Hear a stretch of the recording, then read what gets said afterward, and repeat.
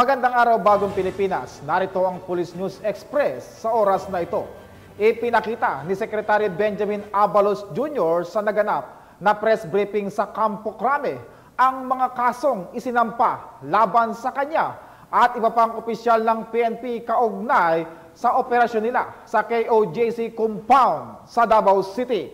Kasama na rito ang mga kasong paglabag sa Article 128 Violation of Domicile, 132 Interruption of Religious Worship, 133 Offending the Religious Feelings, and 282 Grave Threats ng Revised Penal Code at kasong administratibo para sa grave misconduct, grave abuse of authority, conduct unbecoming of a public officer, 2 counts of malicious mischief, petition for the writ of amparo at habeas data.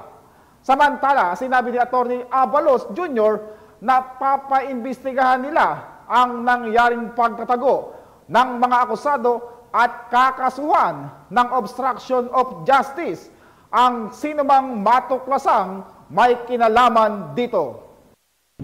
Ito yung final sa amin, no? Ako, kasama ko si, matter of writ of amparo and habeas data in favor of petitioners in the of Jesus, no? Unang kaso po yan against Benjamin Abalos as DILG, ibig sabihin na et al. And others, General Marbil, General Torre, marami po kami mga defendant dyan. Final po ito sa Davao. Pangalawa, next. Okay, Sonia Adincola against Benjamin Abalos Jr., Romel Marbil, Martinez, Oliver Lee, etc. No? Violations of domicile, interruption of religious worship, offending religious feeling, grave threats, no? Napakadami po nito. Nakandyan yun. Next. Rodrigo Roa Duterte versus Secretary Abalos, Marbil, Martinez, etc. Office of the Prosecutor City of Davao for malicious mischief. First count. Next. Rodrigo versus Abalos Jr., Marbil, etc. Second count. Next. Okay.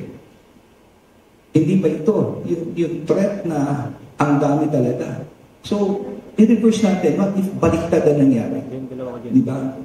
So, ako naman, since tapos na po ito, okay na, let's just move on. May proseso tayong gano'n. But sa akin lang, let's learn from the lessons of the past.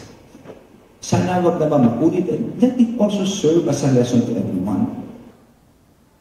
At para sa iba pang napapanahong balitang pampulisya, laging tumutok sa Police News Network. Alagad ng batas, tagataguyod ng balitang pulis.